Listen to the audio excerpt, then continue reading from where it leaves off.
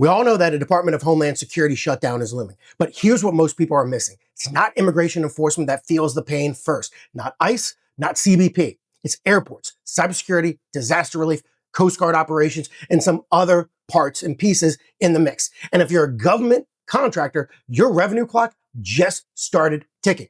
Let's break down in about 3 minutes what's actually shutting down, what's going to be impacted, and what you as a government contractor should be doing right now. Now, you know what's probably happening, but let's just reset the clock real quick. Congress is at an impasse over DHS funding. If funding lapses, only DHS is affected. But DHS is massive. It includes TSA, Coast Guard, FEMA, Secret Service, CISA, ICE, CBP, the operational backbone of national security and emergency response. Now, here's where that lapse in funding gets real. Want to know what closes? Well, let's start it. First, the immediate public pain, which is going to be coming out. TSA officers are required to work, but without pay.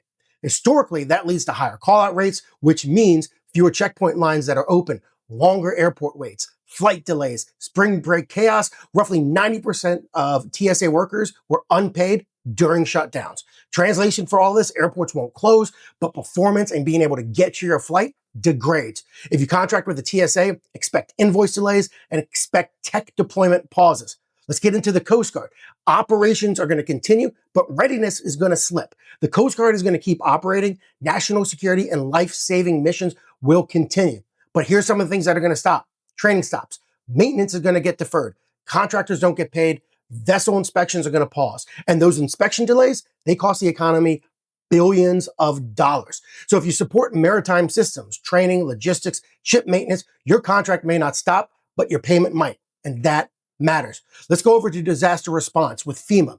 Now, FEMA is still going to respond to disasters, but here's what slows. Reimbursements to states, recovery coordination, claims backlog processing, preparedness planning. Most disaster response workers are deemed essential, but administrative and recovery support functions are definitely going to stall. So if you're in emergency management, technology, logistics, or consulting, or staff augmentation, expect delays in approvals and funding flow. Now, let's get into a little bit of the quiet risk, cybersecurity. And when we talk about cybersecurity and DHS, we're talking about CISA. Now, CISA is going to keep monitoring threats 24/7, but strategic planning stops. Cyber guidance development pauses. Assessments get delayed. Only about a third of the staff may be designated as essential. This means that if you're a cybersecurity contractor working on modernization, advisory, or strategic planning, projects are going to freeze. And freezes create backlog shock when funding returns.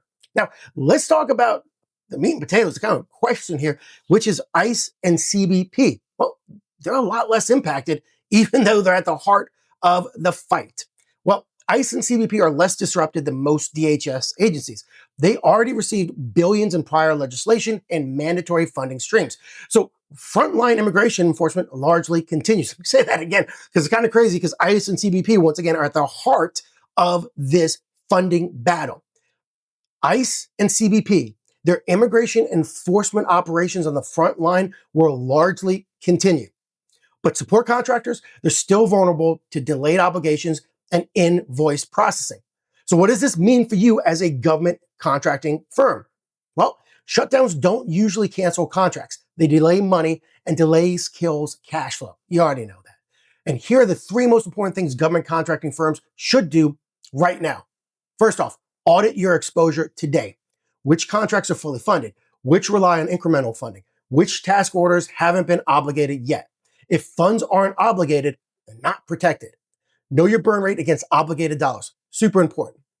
Preserve cash and accelerate your billing. Submit invoices immediately. Tighten your accounts receivable follow-ups.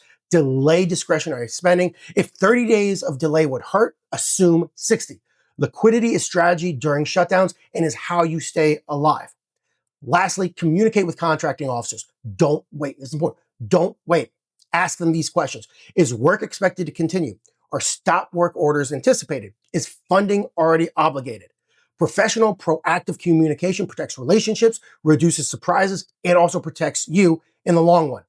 Shutdowns at the end of the day are political. Cash flow isn't. If you're a government contractor, this isn't a headline. It's a balance sheet event. Prepare now or react later. And in government contracting, the prepared firms win. If If you want some additional information, send out who gets closed down below in the comments, and we'll give you more information on each agency and the different contracts. Thanks for watching. As always, please make sure to subscribe, like, share this video. It really helps the channel. See you next time.